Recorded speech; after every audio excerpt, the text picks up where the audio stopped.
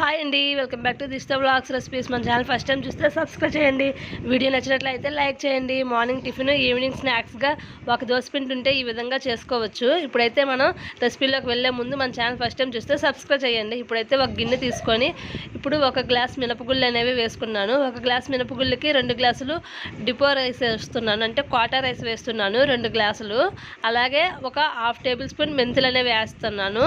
ఇక్కడ ఒక గుప్పుడు శనగపప్పు వేస్తున్నాను. అదే అన్ని 2 చెంచాలు శనగపప్పు వేసి బాగా కడుగుతున్నాను. 2-3 సార్లు బాగా కడిగిన తర్వాత ఇందులోకి వాటర్ బాగా నిండేటట్లా వేసేసి ఒక 5 అవర్స్ అనేది నానబెట్టుకుంటున్నాను. ఈ విధంగా నానబెట్టుకున్న తర్వాత ఇప్పుడైతే మాత్రంగా గ్రైండర్ అయితే నేను వేస్తున్నాను. మిక్సీలో అయినా పట్టుకోవచ్చు. ఇక్కడైతే పప్పులో ఉండే వాటర్ అంతా సైడ్కి తీసేసుకుని గ్రైండర్ ఆన్ చేసుకొని ఇక్కడైతే పప్పు అయితే రుబ్బుకుంటున్నాను. వీడియోలో మనం మిక్సీలో అయినా పట్టుకోవచ్చు. ఈ విధంగా మొత్తం వేసేసిన తర్వాత కొద్దిగా వాటర్ వేసేసి పప్పు అయితే రుబ్బుకుంటున్నాను. ఇక్కడైతే మెత్తగా నలిగిపోయింది కదా, ఈ విధంగా నలిగిపోతే సరిపోతుంది. ఇప్పుడు సైడ్కి ఒక బౌల్లోకి అయితే పిండి మొత్తం తీసేసుకుంటున్నాను.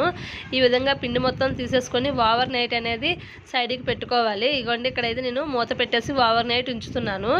ఇప్పుడైతే మార్నింగ్ అయితే చూస్తున్నాను. పిండి చూడండి ఏ విధంగా ఉబ్బిందో. పిండి అనేది బాగా పులిచింది. మరి పుల్లగా కాకుండా ఇలా బాగా పులిస్తే చాలా బాగుంటుంది. మనం పునుకులు వేసినా లేదంటే దోశ వేసినా చాలా బాగుంటుంది.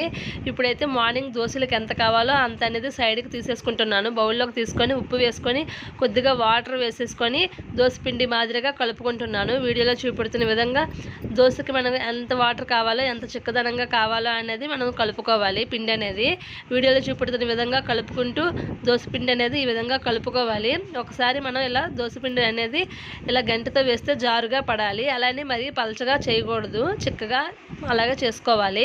వీడియోలో చూపుడుతున్న విధంగా దోసపిండి చూడండి ఈ కంటెస్టెంట్లో ఉండాలి. ఈ విధంగా ఇప్పుడైతే స్టవ్ ఆన్ చేసుకొని ప్యాన్ పెట్టుకుందాము. ప్యాన్ బాగా హీట్ అయిన తర్వాత దోశ అనేది వేస్తున్నాను. ఒక గంట నిండా రుబ్బు తీసుకొని మొత్తం దోశ అయితే వేస్తున్నాను. దోశ వేసేసిన తర్వాత ఇక్కడ చుట్టుపక్కల ఆయిల్ అనేది లైట్గా స్ప్రెడ్ చేస్తున్నాను. ఆయిల్ బాగా వేసిన తర్వాత బాగా దోశ అనేది కాలింది. ఇప్పుడైతే రెండో వైపు టర్న్ చేసుకుంటున్నాను. చుట్టుపక్కల సైడ్ ఎడ్జలతో సింపుల్గా దోశ అనేది తీసుకోవచ్చు. ఇవ్వండి రెండో వైపు కూడా కాల్చుకుంటున్నాను. ఈ విధంగా దోశలు అయితే వేసేసుకోవచ్చు సింపుల్గా అనేది. ఇప్పుడైతే దోశ అనేది బాగా కాలిపోయింది కదా, ఇప్పుడు సైడ్కి తీసేసుకుంటున్నాను. అదే దోశ పిండితో సాయంత్రం స్నాక్స్గా పునుగులు అయితే ఎలా వేసుకోవాలని చూపెడుతున్నాను.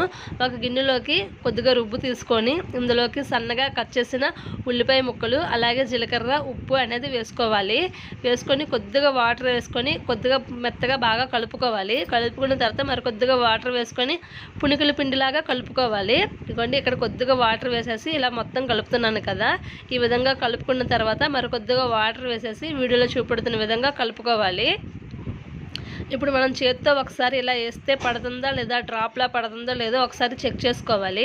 ఇగోండి ఈ విధంగా అయితే మొత్తం బాగా కలిపేసుకున్నాను పిండి మొత్తాన్ని. ఇగోండి ఈ వీడియోలో ఈ విధంగా వేస్తుంటే మనకి పర్ఫెక్ట్గా కలిపినట్లుగా. ఇప్పుడైతే మొత్తం కలిపేసాను కదా, ఇప్పుడు స్టవ్ ఆన్ చేసి ఆయిల్ పెట్టుకున్నాను నేను ఆల్రెడీ.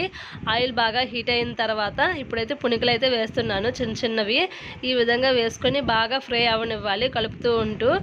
రెండు వైపులా బాగా గోల్డ్ కలర్ వచ్చేటట్లాగా కలుపుకోవాలి. ఈ విధంగాను పునుగులని ఇదే విధంగా వేసేసుకొని ఒకసారి మనం గంటి పెట్టి కలుపుకుంటున్నాను. ఇక్కడైతే మాత్రంగాను చూడండి వీడియోలో అయితే మాత్రంగా ఈ విధంగా రెండో వైపు కూడా టర్న్ చేస్తూ కలుపుకుంటున్నాను. మొత్తం ఈ విధంగా ఫ్రై అయిపోయేవి. ఫ్రై అయిపోయిన తర్వాత సైడ్కి అయితే తీసేసుకుంటున్నాను.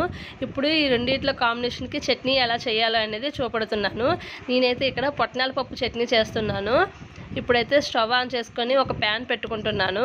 ఒక ప్యాన్ పెట్టుకున్న తర్వాత ఇందులోకి 1 కప్పు శనగ పలుకులు అనేవి వేసుకోవాలి. అవేనండి వేరుశెనగ గుళ్ళు అనేది 1 కప్పు వేసుకున్నాను నేను ఇక్కడ. ఇవి లైట్గా ఫ్రై అవ్వాలి, పచ్చివాసన పోయినంత వరకు ఫ్రై అయిన తర్వాత ఇందులోకి 1 చెంచా ఆయిల్ అనేది వేసుకోవాలి. ఆయిల్ వేసుకొని రుచికి తగినంత పచ్చిమిర్చి అనేది మీ స్పైసీనెస్ బట్టి వేసుకోవాలి. ఇవి చాలా కారంగా ఉన్నాయి, అందుకని నేను తక్కువగా వేసాను. ఇవి వేసిన తర్వాత ఒకసారి బాగా కలుపుకున్న తర్వాత 1 కప్పు శనగ పలుకులకి 3 కప్పుల దాలిపప్పు అనేది వేసుకోవాలండి. అదేనండి పచ్చిశనగపప్పు కాకుండా ఉంటుంది కదా దాలిపప్పు, పొట్నాల పప్పు అంటాము, అది వేసేసుకోవాలి. 3 కప్పులు వేసుకొని 1 నిమిషం లైట్గా వేయించాలి. ఈ విధంగా వేయించిన తర్వాత స్టవ్ ఆఫ్ చేసుకొని మిక్సీ జార్లోకి తీసుకోవాలి. ఈ విధంగా మొత్తం పప్పు అంతా మిక్సీ జార్లోకి తీసుకున్న తర్వాత ఇందులోకి కొద్దిగా చింతపండు, కొద్దిగా జీలకర్ర, అలాగే ఒక 6-7 వెల్లుల్లి రెబ్బలు అనేవి వేసుకోవాలి. రుచికి తగినంత సాల్ట్ వేసేసుకొని మూత పెట్టుకొని ఒకసారి గ్రైండ్ చేసుకున్న తర్వాత మరికొద్దిగా వాటర్ వేసేసుకొని మెత్త పేస్ట్ లాగా గ్రైండ్ చేసుకోవాలి. ఈ విధంగా గ్రైండ్ చేసుకుని పక్కన పెట్టుకున్న తర్వాత పోపు అనేది పెట్టుకోవాలి. చట్నీ స్టవ్ ఆన్ చేసుకొని ఒక ప్యాన్ తీసుకొని కొద్దిగా ఆయిల్ వేయాలి 1 టేబుల్ స్పూను.